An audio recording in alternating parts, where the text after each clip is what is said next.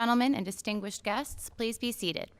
Good afternoon and welcome to this year's National Gay, Lesbian, Bisexual, and Transgendered Pride Month observance.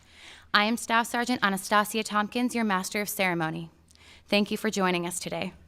The Defense Media activity joins the nation in celebrating Pride Month during the month of June each year. LGBT Pride Month is currently celebrated to honor the 1969 Stonewall riots in Manhattan. The riots were a tipping point for the gay liberation movement in the United States. The morning of June 28, 1969, New York City police raided the Stonewall Inn, a popular gay bar in Greenwich Village. Law enforcement could legally justify the raid because Stonewall was serving liquor without a license, but at that time, it was not unusual for police to target gay clubs. What was uncommon was for the crowds to fight back. Police hauled employees and patrons out of the bar, leading to 6 days of protests and violent clashes with law enforcement. Days after the Stonewall riots, gay, lesbian, and bisexual civil rights demonstrations took place in New York. Historically, this was the first major demonstration for homosexual rights. The significance of this month is to recognize the impact that gay, lesbian, bisexual, and transgendered individuals have had on history locally, nationally, and internationally. With us today is Lieutenant Commander Blake Dreeman. Lieutenant Commander Dreeman is assigned as the Deputy Resource Branch Chief, Logistics Directorate on the Joint Staff. He is responsible for coordinating across the Joint Staff and the OSD to influence recommendations for logistics capability requirements for both the program budget review and the Combatant Command Joint Assessments.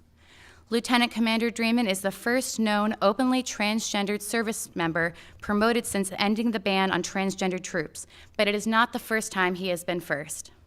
In 2011, he was one of the first female sailors to integrate submarines. Ladies and gentlemen, Lieutenant Commander Blake Dreeman.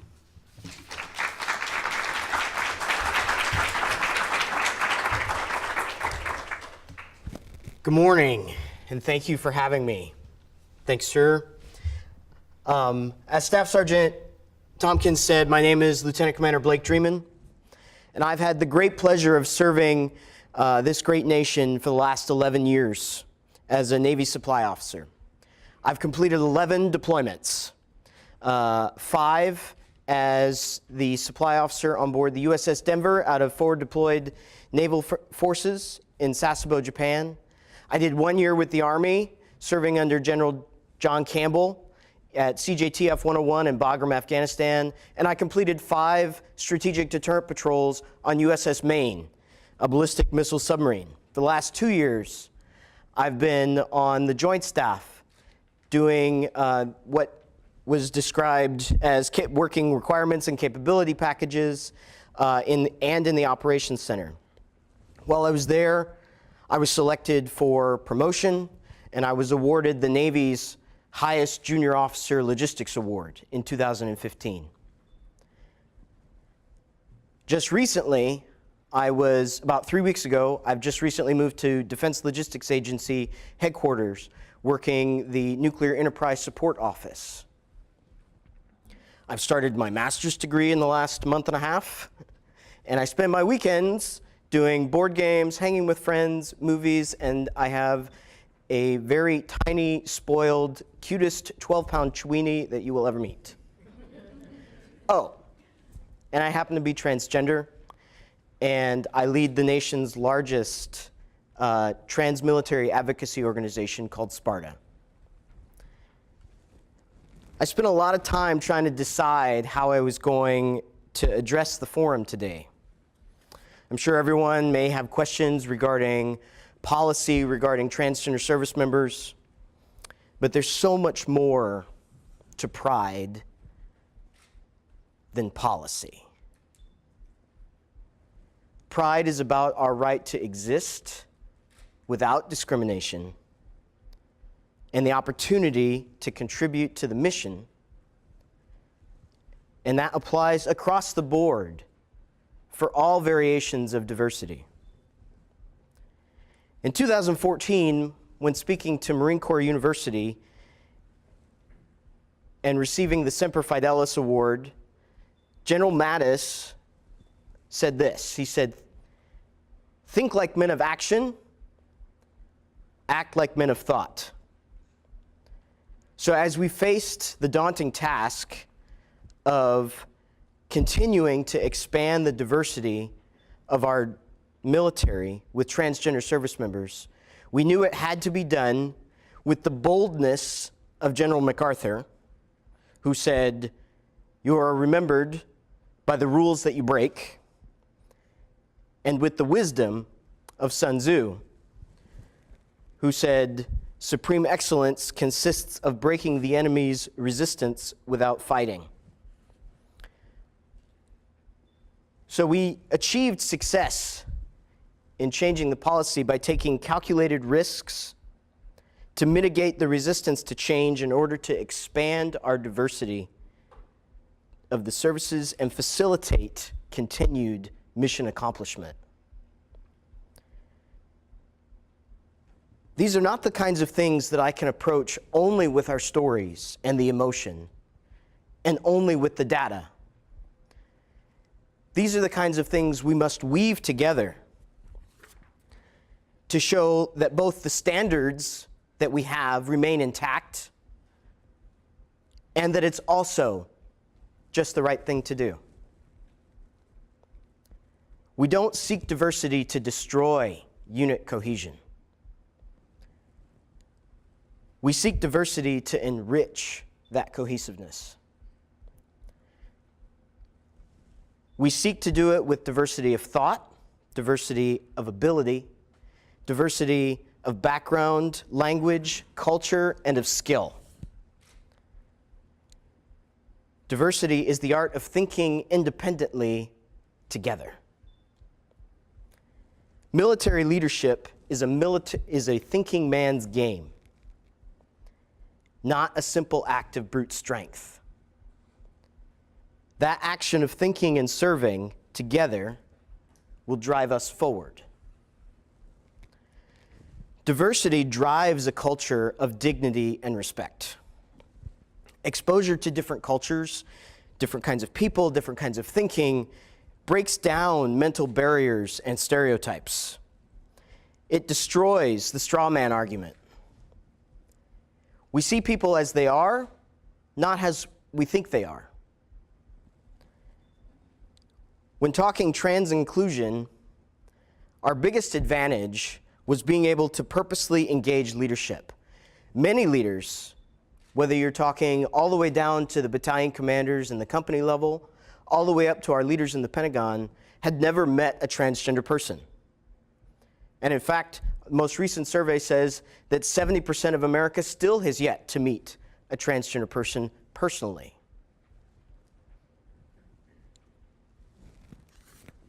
We sat down with these leaders. We answered questions candidly.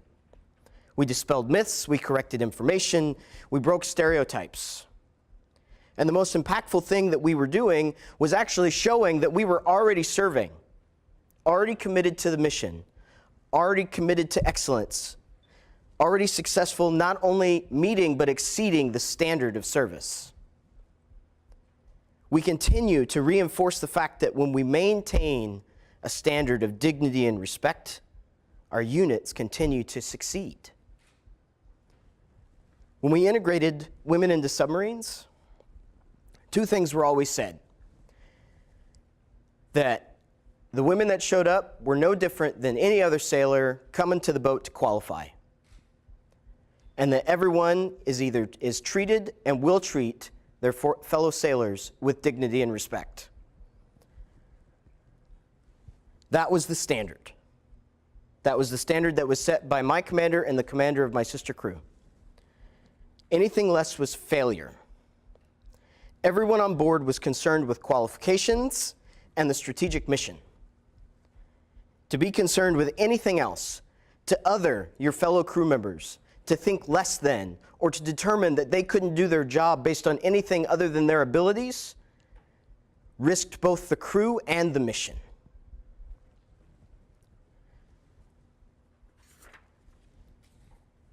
And because of that, diversity also drives that mission accomplishment.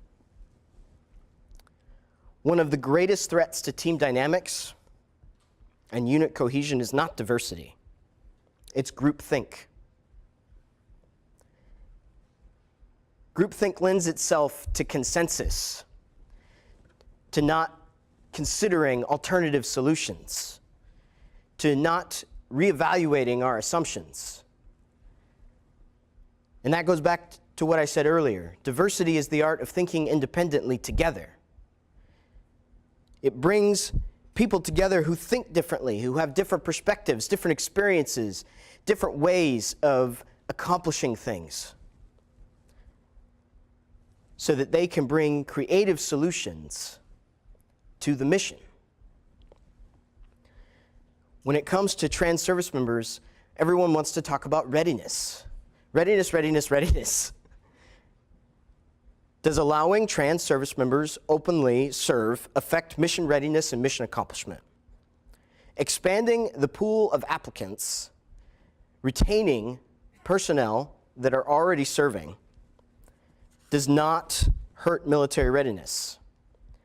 Transgender service members regularly deploy with their units. They work with their providers to make sure that they are ready to go when called, as we have shown over the last year and the years before that when we were already deploying.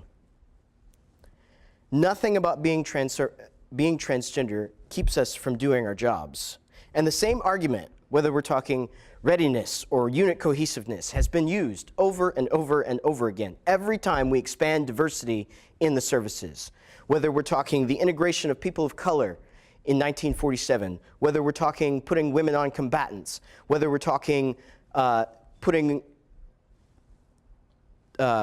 we repealed Don't Ask, Don't Tell, when we put women on submarines, when we put women in combat, all of the same argument has been used.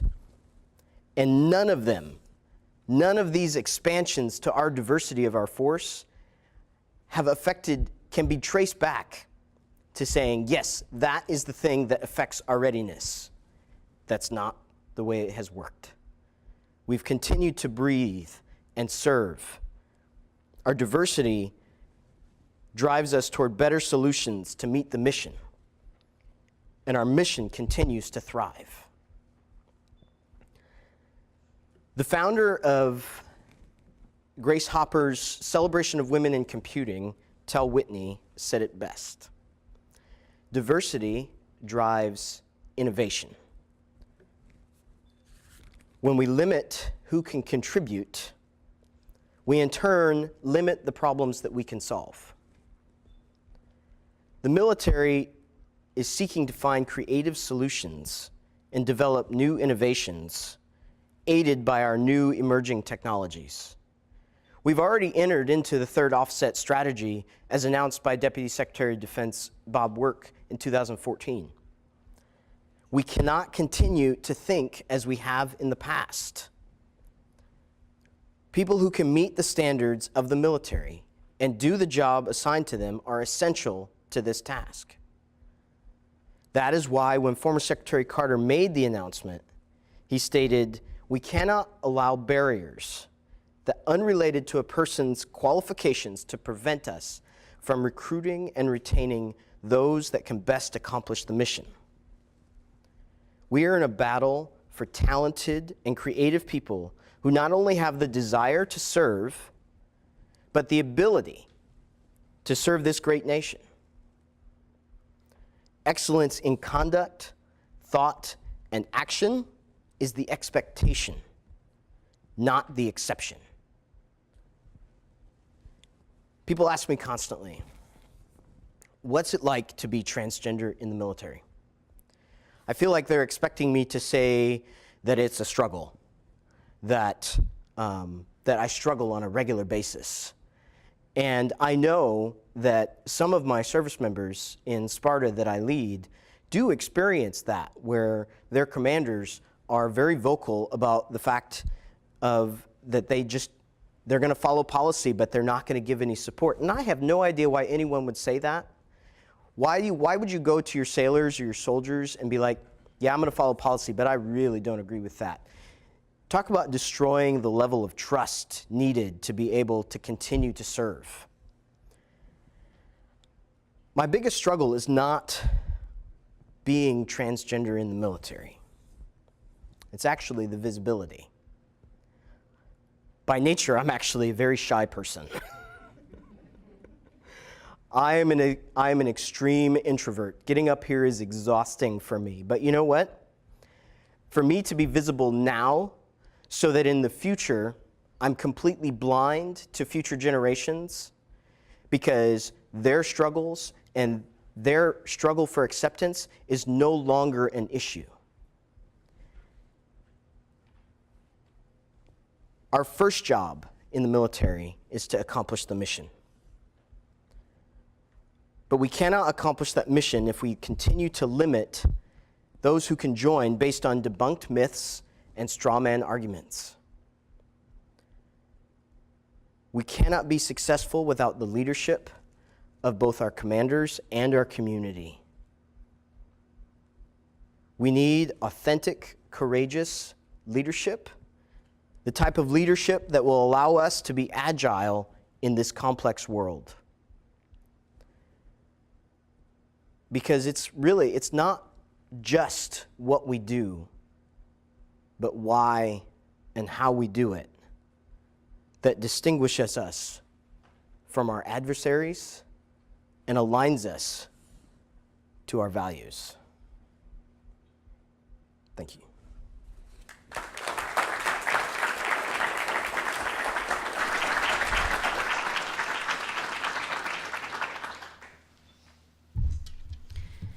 At this time, we would like to open up this portion of the observance for any questions from the audience for Lieutenant Commander Dreeman. Please step up to the mic to ask your question. Go on, I know you got questions.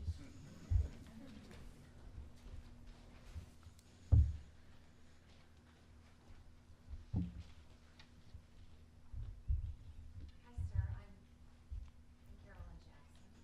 And good? Okay, thanks. I'm curious if you would mind sharing with us what the struggle was like 2 years ago versus where you are now and where the Sparta group is now. What has changed? So one of the biggest things that has changed is that I don't have to hide anything. So I started my transition well before we were talking policy. My transition actually started in 2011 when I was in Afghanistan. That was when I first started to socially transition. I started to medically transition in 2013 while I was still on the submarine. And again, well before we were even close to talking about policy, right? And the biggest struggles were always, well, is someone going to find out? And what's going to happen at that? But part of the advantage of me being on a submarine was that I was with a bunch of people who were more concerned with the mission than anything else. So the fact that my voice dropped and they contributed that to other things, not, oh my goodness, you're on testosterone.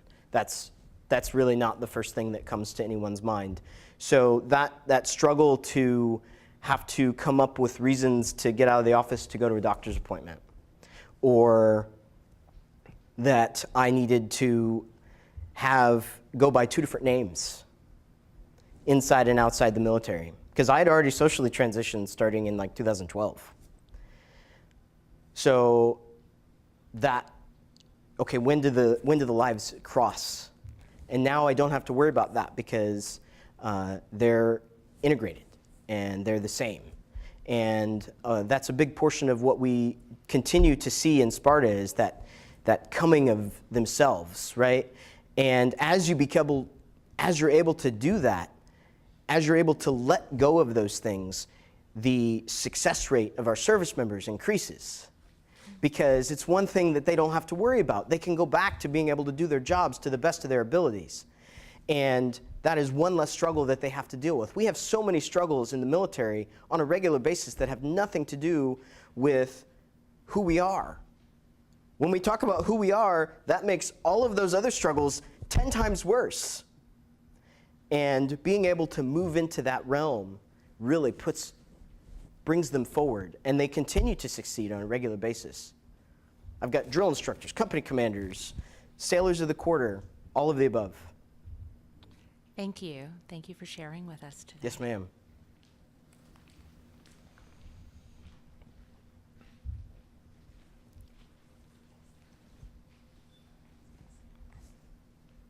Good afternoon. Good afternoon. Thank you for coming today. I'm Mary O'Shea. I'm with the Defense Information School right across the street. I was struck by your comment that commanders, leaders cannot just enforce the policy, that they have to offer support to all levels of diversity among their work unit. Do you have any practical recommendations for leaders as to tangible ways they can support transgender folks as this policy is becoming more and more? Absolutely. So we live and die in the military by standards, right? So one of the easiest things that we can do is not police the dress and appearance of our sailors when they're not at work. Okay? So one of the big things is, hey, I need to be able, part of the policy is I need to be able to have that real life experience outside of the work environment. And the more we police when and where we can do that, the more struggle it puts on both the commander and the triad and for the service member. So there are definitely left and right limits, right? There are times when you absolutely need to be in the gender that you are endears. But there are other times when that can be relaxed. And the commander needs to, as my command did, there's a difference between doing the things the right way and doing the right thing. So we can take a step back, go, okay, let's have a discussion, and let's talk about where our left and our right limits are. Another way that we can do that is that when a service member expresses the request to change pronouns or preferred name before that is legally changed, there's nothing in policy that says that we cannot do that. So while it may be a struggle as people learn, it is still appropriate and facilitates that culture of dignity and respect to honor that request, because the policy specifically states, hey, use the pronouns that they request when they request them, and do your best to enforce it on a unit level. And with that, we show support, but we also, because they're going that direction anyways, there's no reason to hold it until we get to that point, right? So they're going that direction anyways. So let's go ahead and continue to support the service member in that way. Does that answer your question? Yes, two very practical ways we can be supportive. Thank you. Absolutely.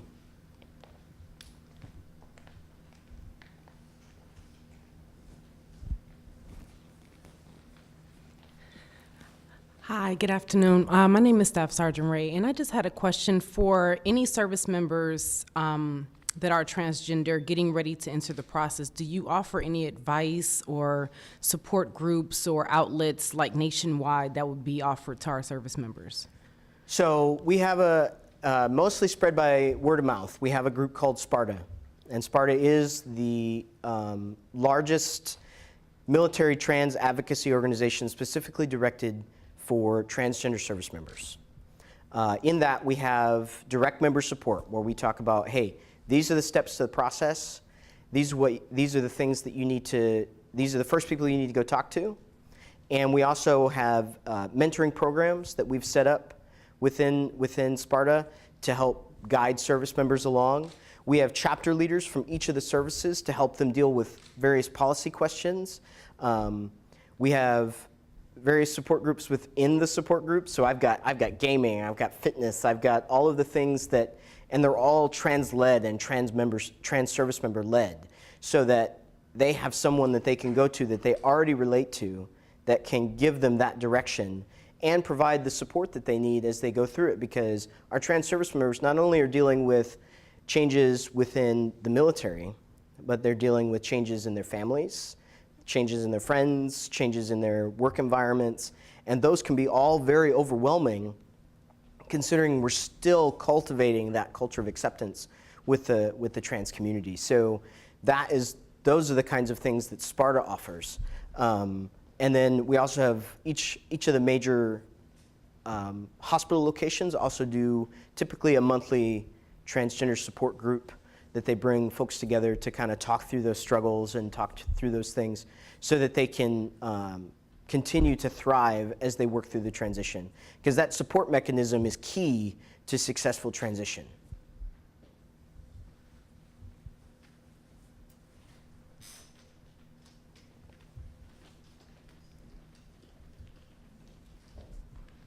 Hello, sir. How are you today? I'm doing well. How are you? I'm doing great. My name is Crystal Rayner. I'm actually an academic director over at the Defense Information School. I'm also no longer serving in silence. I did that for 20 years, so as a government servant, thank goodness I don't have to do that anymore. So my question, well, it's really not a question. I'll give you a basis for it. I'm kind of looking for your opinion on it.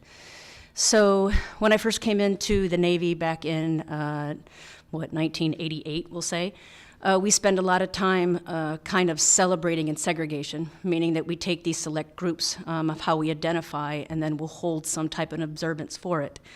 So I want to know, and my cause has never really been, I'm not even an activist of any sorts other than celebrating the human spirit. That's kind of, where I've gone with this. Do you see sometime in the future where our military doesn't have to celebrate in segregation, that we will celebrate because of inclusion? Will we just celebrate the diversity of who we are as people, but not in segregation? Like, basically, do you see observances going away? So I don't, and I'll tell you why. Part of our celebration in segregation is not to segregate, but it's to educate. And sometimes we need those separate celebrations of each other to help bring and celebrate not just our human spirit, but our diversity. And part of that is education. We talk about, when we go through the various celebration months, we talk about people of those of color and people of various traditions that contributed to the history that we don't normally get in the history books. And a lot of times that's the only time that we're ever going to see that. Because while their contributions are immense and effective, they have no other time to be celebrated because they're not part of mainstream education. And I think part of the best ways that we've been able to educate people about people like Grace Hopper, who, great computer scientist, or Alan Turing and things like that, where those are the only times that those history books, those history facts come up. And I think that the more we educate, the more we can celebrate that inclusion and everyone can celebrate together rather than that considering it as segregation. Because I think that we still need that education piece that goes along with it. So the next piece of that would be, do you have some recommendations for how leadership can plan observances or hold observances where attendance could be, kind of more inclusive so that everybody could be a part of it? Or is there anything in advance other than making announcements that could be done to get people in a spot where they could be educated? I'm not entirely sure on that one.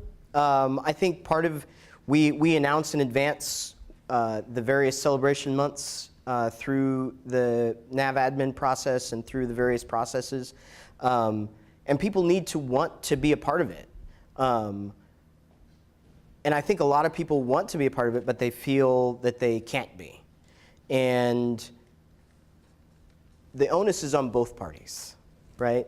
So those that want to be a part of it need to make sure that they ask, and those that are planning it need to make sure that they bring as many people in as they possibly can. And those are usually my recommendations, is that, hey, if you want to be part of it, you need to step up and be a part of it. And if you want to plan it, you need to make sure that you're as inclusive as you can be. Thank you very much, sir. Absolutely. Good afternoon. Good afternoon. My name is Vanessa Reed, and I work in the Chief Human Capital Office. And I'm very, very shy as well. My question for you is, as a part of your group, do you offer any coaching and mentoring for leaders in different DoD organizations where they could reach out and possibly be educated by your group? Yes, absolutely. So we regularly communicate with the leaders across the services, and with other large military advocacy organizations, both Observe SLDN and Human Rights Campaign. And we have continually offer our services to leaders, and we make ourselves known that, hey, if you have something that you need to be trained on, go ahead and reach out to us. We also have internal leadership training programs where we have members step up into those leadership roles, and we encourage our service members that as they come out, that they take the opportunity as the transgender training is coming along to participate and answer questions and to be a part of that training. Because again, as we've already stated, the best way to educate is to know someone, right? So as we bring forth the leadership aspect of it, it is imperative that they reach back to the organizations that they know are providing education, whether it's National Center of Transgender Equality, who for military organizations, when they reach to them, guess who they reach to? They reach to us. Mm-hmm. So they do all those referrals. Same with Observe SLDN when they need trans-inclusive training, they reach back to us. So while we're not hugely known outside the military advocacy realm, we do offer those services, and we make time to do that, and we train up our leaders from within to be able to provide that training. Thank you. Yes, ma'am.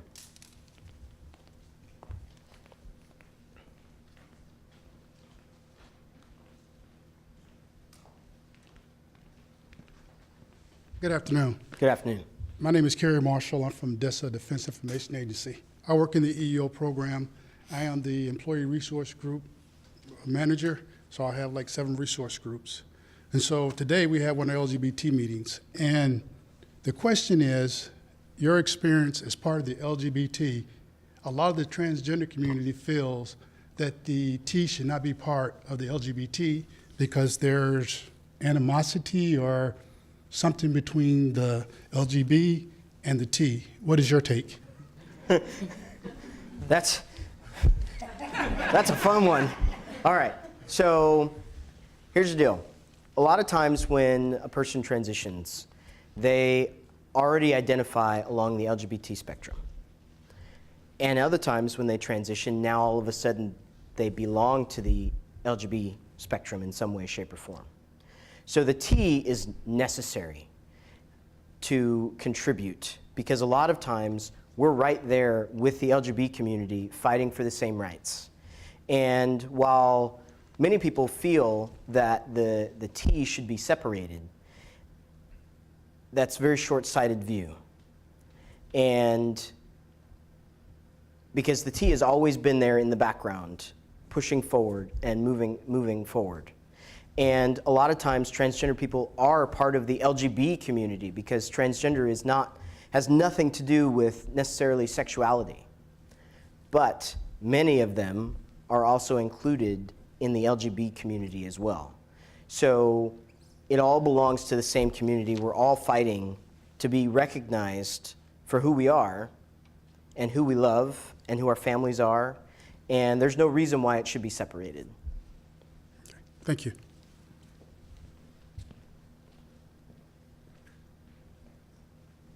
That was a fun question, by the way.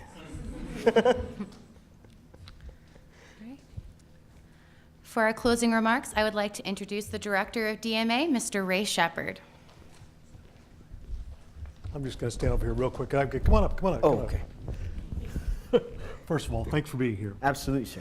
There are 2 things I'm going to take away from your presentation. 2 is education. I think it's tremendous to have you here to educate us about your community. Second thing I'll take away is a celebration. I hope we always celebrate these and recognize the differences we have, because without differences, we just aren't going to succeed. We're a much better organization because of that, and I thank you for that. I think we have a couple of things for you to give. You are the plank holder, but I hope you'll accept this plaque as a way of saying thank you for Yes, being sir. here today. Thank you. Yeah, thank you. Appreciate it. Very good.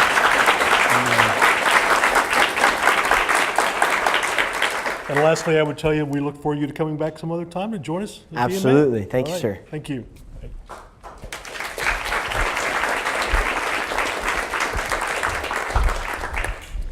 Thank you all for attending. Our next observance will be Women's Equality Day in August, sponsored by DVI. Please Please enjoy the rest of your day.